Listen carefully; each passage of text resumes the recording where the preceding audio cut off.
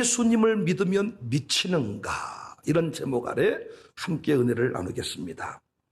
오순절날 예루살렘에 예배를 드리기 위해서 몰려든 사람들, 도저히 이해할 수 없는 현상을 목도하게 되었습니다. 그것은 다름 아닌 약 100여 명 넘는 사람들이 이상해진 것을 보았어요. 이상한 소리를 하는데 바로 각자의 모국어로 들리는 것입니다. 8절, 우리가 우리 각 사람이 난곳 방언으로 듣게 되는 것이 어찌 됨이냐. 그때 누군가 외칩니다. 13절에 또 어떤 이들은 조롱하여 이르되 그들이 새술에 취하였다. 여기 새술에 취했다는 것은 우리 개념으로 치면, 제가 참 이렇게 설명을 잘해드려요. 우리 개념으로 치면 깡소주 먹고 객기를 부린다, 이런 얘기입니다. 여러분, 제대로 발효되지 않는 술을 먹고 술주정을 부린다는 뜻이니까 우리 개념으로 치면 깡소주 먹고 객기 부린다는 거예요. 함께한 사람들이 그럴 수 있겠구나, 술을 많이 먹었구나. 그리고 돌아서려고 할 때 베드로와 11사도가 일어나서 실상을 공개합니다. 14절, 베드로가 11사도와 함께 서서 소리를 높여 이르되 유대인들과 예루살렘에 있는 모든 사람들아, 이 일을 너희로 알게 할 것이니 내 말에 귀를 기울여라. 여러분과 제가 잘 아는 바대로 베드로와 그의 제자들은 예수님이 십자가에 못 박혀 죽으신 후에는 거의 숨어 사는 처지에 있었습니다. 그리고 무엇보다 이들은 수많은 사람 앞에서 이 초자연적인 역사에 대해서 구체적으로 설명할 만한 학문이나 말주변이 없었습니다. 그런데 놀랍게 베드로의 입술이 열렸습니다. 일단 이들이 술 취한 것이 아니다, 이렇게 말합니다. 15절 말씀입니다. 때가 제3신이 너희 생각과 같이 이 사람들이 취한 것이 아니다. 여기 3신은 유대인들의 시간에 6시간을 더하면 우리 시간이 나와요. 즉 오전 9시였습니다. 오전 9시. 그러니까 베드로의 말은 누가 아침부터 술을 먹었겠는가? 그런데 사람들이 보았을 때 현상은 진짜 깡소주 먹고 미쳐버린 모습이었단 말이에요. 여기서 우리는 중요한 질문을 던질 필요가 있습니다. 왜 예수님을 믿으면 이렇게 될까요? 왜 미칠까요? 그래서 항상 세상 사람들은 우리 보고 따라서 합시다. 적당히 해라, 그만해라, 거기까지만 해라. 어떤 믿지 않는 가족은 늘 부탁하죠. 교회를 다니긴 다니지만은 미치지는 마소, 앵간히 하소, 적당히 하소. 그런데 그게 말처럼 됩니까? 누가 처음부터 미치려고 한답니까? 적당히 형식만 갖추려고 하지요. 우리 교회 교구 사역장들에게 한번 물어보시기를 바랍니다. 처음부터 미치려고 작정하고 이곳에 왔는가? 아니다 할 겁니다. 그냥 주일 예배 한번 드려보러 온 거예요. 그냥 A상 한번 따라온 거예요. 그런데 이상하게 예수님을 믿고 교회 생활을 하면 결국 미치게 됩니다. 특히 광주 청사교회는 확실하게 미쳐버립니다. 그래서 많은 사람들이 등록했다가 또 방문했다가 사라지는지 몰라. 진짜 미친 사람들 같으니까. 우리가 찬송 세 곡 부를 때는, 은혜가 풍성할 때는 진짜 우리가 미친 사람들 같아. 아침부터 어떻게 저렇게 이 텐션이 저렇게 높이 올라갈 수가 있을까? 혹시 미칠 것이 겁나는 사람이 있는지 모르겠는데 착각하지 않았으면 좋겠어요. 예수님께 미쳐서 가문을 세우지 못한 자가 없고 예수님께 미쳐서 인생이 우울증에 빠져서 무너진 자가 없다는 사실을 착각하지 마세요. 하지만 도박에 미치고 춤에 미치고 섹스에 미치고 돈에 미친 사람 다 정신병자가 되든가 감옥에 갑니다. 사람은 무엇인가에 미쳐 살아야 되는데 우리 광주 청사교회는 다 예수님께 미치시기를 바랍니다. 예수님께 미치고 싶은 사람 다 청사교회로 인도하시기를 바랍니다. 도박에 미친 사람을 무엇으로 바꿀 수 있냐? 중독은 중독으로만 볼 수 있는데 예수님 중독이 되어야 술 중독에서 벗어날 수가 있는 거예요. 그렇다면 왜 예수님을 믿으면 미친 사람이 될까요? 왜 예수님 믿으면 미쳐버릴까요? 왜 사람들이 그렇게 교회 등록하는 것을 두려워할까요? 미치지는 마소이, 적당히 하소이. 그 목사 만나면 미쳐버리기가 쉬울 것이네. 적당히 하시기를 바라네. 그래서 4층에 올라가서 멀찍이 뒤에 2층에서 또 은혜 제풀에서, 물론 4층, 2층 은혜 제풀에 드린 분이 적당이란 분이 아니고 일부러 이 자리가 남았는데도 끄트머리로 이렇게 기둥 뒤쪽으로 가시는 분들이 종종 있단 말이에요. 안 미치려고. 그러니까 특별 기도회 같은 데는 절대 나오면 안 되는 거예요. 나왔다가 잘못 걸려면 미쳐버리니까. 할렐루야. 왜 예수님을 믿으면 평상시 알았던 사람이 아니고 전혀 다른 사람이 돼버릴까요? 이게 낯설고 두려운 거예요. 왜 예수님 믿으면 미칠까? 첫 번째 이유는 성령님이 주시는 애연, 환상, 꿈 때문입니다. 17절 하나님이 말씀하시기를 말세에 내가 내 영을 모든 육체에 부어주리니 같이 말씀 받아요. 너희 자녀들은 애연할 것이요 너희 젊은이들은 환상을 보고 너희 늙은이들은 꿈을 꾸리라. 베드로는 분명히 밝혔습니다. 지금 이들에게 일어난 현상이 깡소주를 먹고 아직 숙성되지 아니한 싸구려 술을 먹고 술주정 부리는 것이 아니라 요엘서에 애연된 그 내용이 이루어진 것이다. 16절 이는 곧 선지자 요엘을 통하여 말씀하신 것이다.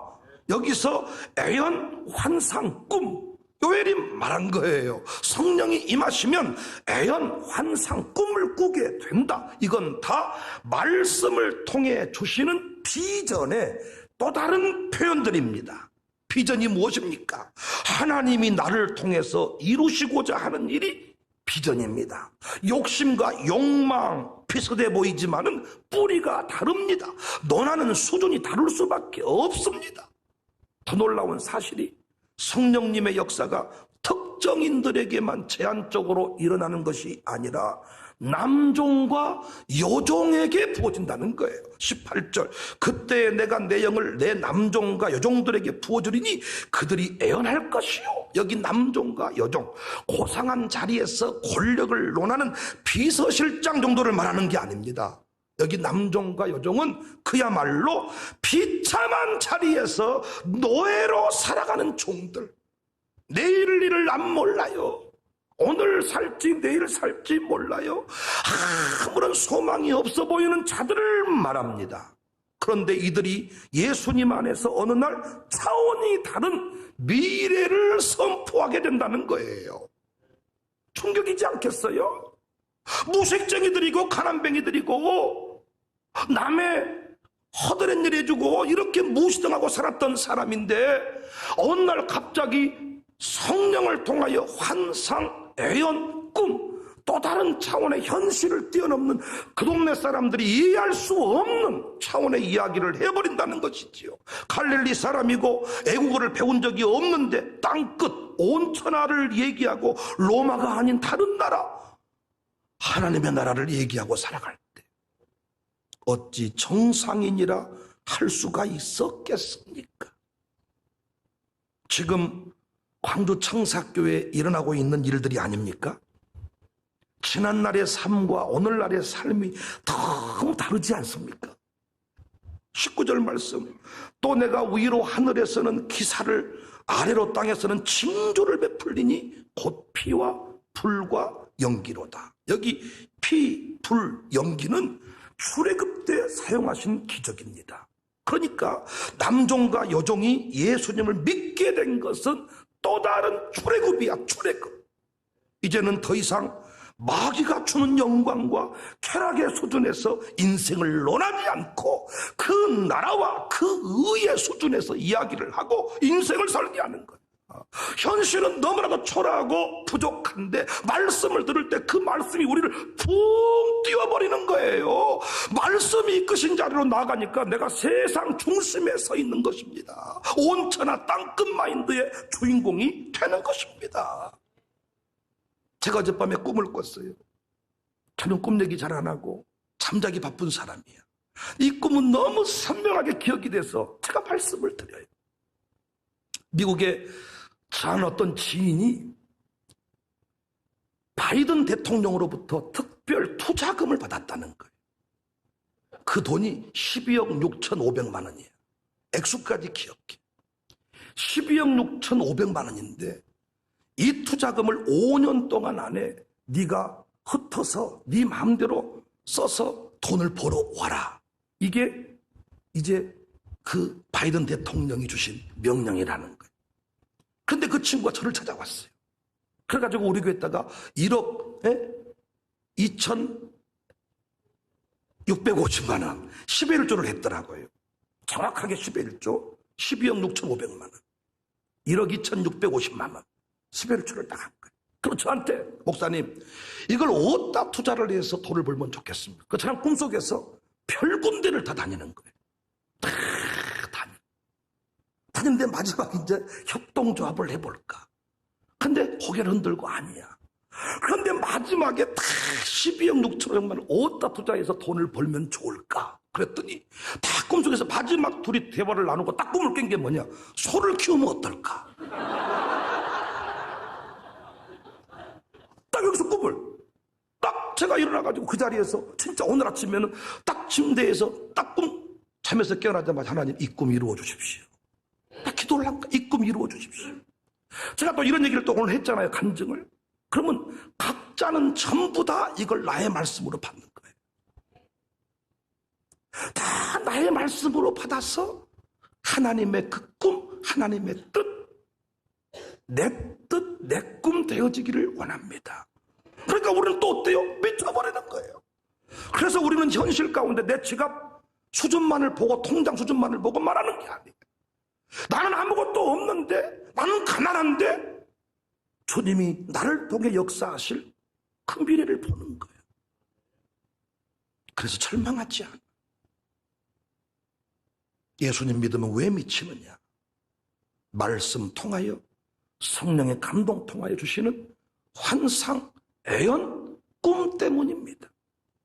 날마다 말씀 속에서 주님이 나를 통해 이루실 그 역사를 바라볼 수 있기를 바랍니다.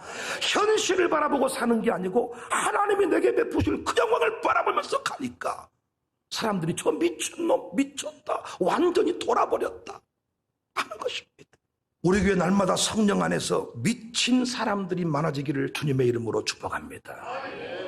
두 번째, 왜 예수님 믿으면 미치느냐? 예수님이 주와 그리스도이기 때문입니다. 36절, 그런즉 이스라엘 온 집은 확실히 알지니 너희가 십자가에 못 박은 이 예수를 하나님이 주와 그리스도가 되게 하셨느니라. 여기서 주와 그리스도라는 말이 나오는데 주 그리스도 이 말은 주인이십니다. 메시아이십니다. 메시아라는 말은 구원자라는 말이잖아요. 정리하면 예수님만이 구원자이시고 인생의 해답이십니다. 나는 고백이야. 왜 미치는지 아시겠어요? 왜 흥분한지 아시겠어요? 유일한 구원의 길이 예수님임을 알았기 때문입니다. 예수님 믿기 전에는 이렇게 교회 등록해서 신앙생활 하기 전에는 성령이 부어지기 전에는 다 그것이 그것인 줄 알았어. 다 그것이 그것인 줄 알았어. 불교도 캐톨릭도 공자도 맹자도 다 같은 말인 줄 알았어. 불교에서 말하는 뭐 유은의 사상이나 불교에서 말하는 다시 뭐 환생한다는 것이나 부활이나 다 그 말인 줄 알았어. 그래서 제발 싸우지 말고 사이좋게 삽시다, 뭐 이런 말인 줄 알았는데 믿고 보니까 그게 아니야. 알고 보니까 속아버린 거야. 속고 산 세월이 너무도 아깝고 허망한 것이지요. 문제는 여전히 우리 주변에 속고 있는 사람들이 많다는 거예요. 대진머리 앞에 빌고 있는 사람들을 볼 때마다 막 우라통이 치미는 거예요. 그래서 우리가 미치는 것입니다. 베드로도 그래서 미쳤습니다. 보고 들은 것을 말하지 않을 수 없다. 그가 생명의 길이다. 28절, 주께서 생명의 길을 내게 보이셨다. 생명의 길, 이 길만이 생명의 길이다. 내게 생명의 길을 보이셨다. 사도행전 4장 12절에 다른 이로서는 구원을 받을 수가 없다. 여러분은 왜 오늘 또 예배하십니까? 이 찌는 듯한 무더위 속에서 코로나가 창궐하고 4단계, 3단계, 2단계 난리를 치는 이때에 여러분은 왜 이 자리에 오셨습니까? 담임 목사의 눈치를 보고 오셨습니까? 아니면 어떤 이익 때문에 정치하려고 오셨습니까? 지금 그럴 때가 아니잖아요. 가정교회 운영 때문입니까? 지금 뭐 가정교회 후반기 이제 시작해가지고 별로 중요하지 않잖아요. 후반기나 가야 또 열심히 나와가지고 또 나오고. 지금은 뭐 점수 관리 안 하시잖아요. 근데 왜 이 자리에 나오셨냐고. 왜? 우리가 살 수 있는 유일한 길임을 알기 때문입니다. 지금 교회가 당황하고 있는 것은 교회가 사는 유일한 길인 예배를 양보해버렸기 때문에. 교회가 유일한 길이 뭐냔 말이에요. 장례식 가운데 위로할 수 있는 최고의 장치가 뭐냔 말이에요. 장례 중에 함께 예배할 때 하늘로부터 은혜가 내려오거든요. 그 은혜로만 위로가 되는 거야. 여러분과 제가 그 가정에 위로해준다는 것은 하나님께 온전히 예배함으로 그곳에 성령의 임재가 있게 하는 것 아닙니까? 그런데 아직도 이런 개념이 잘 없어. 교회가 이걸 양보해버렸습니다. 지금 당황하고 있는 거 당황하고 있는 거야. 세라제 무료기 파는 사람은 앉아있으면 세라제 무료기를 말해. 한 번만 체험해봐라. 체험장 한 번만, 체험장. 그래서 우리 엄마 아버지들한테요, 다 그 세라지 모르게 파는 사람이 체험장 모시고 가. 읍내에 체험장이 있어가지고 한 번만 드럭드럭 해버리면 다 사버린다는 거야. 다. 세라지 속옷 장사하는 사람은요, 모든 병이 속옷에서 온다는 거예요. 연어물 살을 딱 잡아줘야 병이 잡힌다는 거예요. 그래서 모든 사람 몸매만 쳐다보면서 몸매만 속옷으로 잡아주라는 거예요. 어떤 발견을 한 사람들이 그 유튜브에 막 흥분하더라고요. 맥심 커피 반드시 하루에 한 잔 이상 먹어야 된다는 거예요. 우리는 맥심 커피 먹지 마라 그러잖아요. 유튜브에 보세요. 맥심 커피 반드시 하루에 한 잔 이상 먹으라는 거예요. 그분 나름대로 흥분해가지고 얘기를 또 하는 거예요. 어떤 분은 또 소고기 반드시 먹어야 된다는 거예요. 수많은 얘기 중에서 제가 좋아하는 것만 뽑아온 거예요. 다 이렇게. 저는 맥심커피를 잘 먹지는 않지만은 그런 걸 못 먹게 하는 사람이 있더라고요.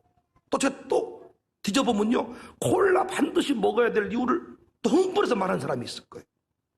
저는 앉아있으면 샬롬 스쿨 얘기, 해대 통합 목회 얘기 막 이 시대에 주일학교 교육만 나오면 샬롬 스쿨 해야 됩니다. 해대 통합 목회 해야 됩니다. 막 입에 거품 날라다니는 거예요. 이 모든 일에 나름대로 깨달음을 얻고 흥분하는 것이잖아요. 여러분이 왜 예수님 믿으면 청사교회에서 공부를 제대로 하면 미쳐버릴 수밖에 없냐? 가정을 세우는 길이, 행복해지는 길이, 인생이 열리는 길이 거기 아님을 깨달은 거야. 예전에는 열심히만 살고 직장생활하고 이렇게만 살면 부부가 행복하고 자식이 잘 되는 줄 알았는데 그게 아님을 깨달은 거야. 그래서 미치는 거죠. 예수님이 나의 인생의 유일한 해답임을, 신앙생활 한다고 그냥 교회 출석만 한다고 되는 게 아님을 깨달은 뒤부터 미쳐버리는 거죠. 예수님 나의 인생의 소망, 예수님 나의 인생의 소망, 예수님 나의 인생의 소망, 예수님 믿고 살겠네. 예수님 나의 인생의 해답, 예수님 나의 인생의 해답, 예수님 나의 인생의 해답, 예수님 믿고 살겠네. 인생이 안 풀린다는 거예요. 야, 청사교회 한번 등록해라. 야, 왜 이렇게 나는 신앙생활 한다고 하는데 뭐가 안 되냐? 똑바로 안 믿어서 그런다. 그래서 이게 다 그 말이 그 말인 줄 알고, 그 교회가 그 교회인 줄 알고, 다 그 종교가 그 종교인 줄 알았는데, 알고 보니까 생명의 길이 여기 있음을 깨달은 거예요. 그러니까 미쳐버리는 거예요. 여러분이 전도를 할 때요, 막연하게 예수님 전하는 것도 매우 중요하지만은 교회 이름을 걸고 하는 전도가 진짜 전도예요. 그 전도가 진짜인 것은 여러분이 이곳에 와서 예수님 만났고 이곳에 와서 인생이 뒤집어졌다는 거예요. 뒤집어졌다는 거야. 그래서 청사교회에서 내가 인생이 변화되었습니다. 그 전도가 진짜 전도 아닙니까? 예수님 나의 인생의 소망. 우리 목사님을 만나서 내가 인생이 바뀌었어. 우리 목사님 설교를 듣고 내가 뒤집어졌어. 다 똑같은 설교인 줄 알았는데 그게 아니야. 미치는 거야. 이단들은 이런 소리를 한다고요. 그런데 기독교인들은 그런 고백이 없어요. 뭐 말씀이 다 그 말씀이고 다 거기서 거기지. 뭐 대단한 거 있다냐? 너는 가까운 교회 다녀라 아가. 보다 니 멀리 올라 그러냐? 이 교회는 빡세니까 적당한 교회 일부 예배 드리고 좀 오후에는 쉬는 교회로 가거라. 이럴 수가 있는 거야. 그러나 여기서 은혜를 받은 권사님은 뭐라고 말? 안 된다. 이곳에만 마치 임재가 있는 것처럼 엄마는 꼭 이단 같은 소리가 아니. 엄마가 이단 같아야 자식이 세워지는 거예요.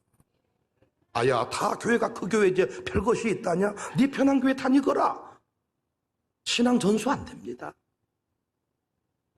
여러분 어떠십니까? 다 그 교회가 그 교회입니까? 다 말씀이 그 말씀입니까? 아니시지 않습니까? 생명의 길이다. 예수님 만난 인생, 그분께 붙들린 인생, 천지진동케 되는 역사를 경험하게 되는 거예요. 사망 권세를 이기고 부활할 것이다. 영광의 큰 멸관을 받게 될 것이다. 예수님 만나고 보니까 내 인생이 저주받은 인생이 아니고 복된 인생임을 깨달은 거야. 복은 하나님 주시는 것이 이 돼지머리가 주는 게 아니야. 열심히 산다고만 행복이 있는 게 아니고 원리대로 살아야 행복한 거야. 새벽이 옛날에는 힘든 줄 알았는데 새벽에 영광이 있어. 새벽에 기쁨이 있었어. 아, 내가 이걸 잘 몰랐다. 11조 헌금 이거 부담스럽고 목사가 돈 만들려고 하는 소리인 줄 알았는데 11조 헌금을 하고 보니까 내가 물질을 다스리는 힘이 생겼어. 그래서 그때부터 깨달은 거야. 5대 신앙을 깨닫고 나서 목사가 흥분하는 것처럼 5대 신앙을 전수해야지 부흥이 옵니다. 선조들이 했던 말이 다 옳습니다. 이걸 깨달아가지고 이걸 깨달은 선생님이 아이들한테 하는 소리는 다릅니다. 이걸 깨달은 양육사는 양육원들에게, 가정교회 식구들에게 하는 말이 다릅니다. 이거 없이 때가 되니까 양육사가 되가, 때가 되니까 교사 식당이 되니까 감동이 없는 거예요.